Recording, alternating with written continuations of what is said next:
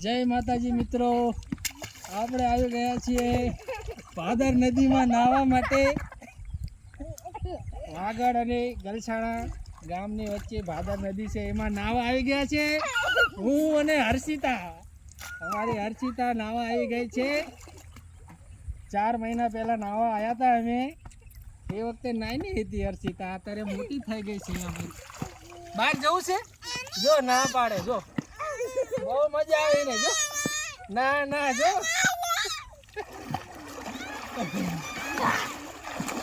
ચોખ્ખું પાણી છે અહીંયા, વહેતું પાણી. અને આ જોઈ લો, હું અને આ કરણ અને ઓલો ભદીડો ભદીડા એમ કરાય. આ છે અમારો ભદી, એનું નામ છે યુવરાજ સિંહ બલ્લેવાડ.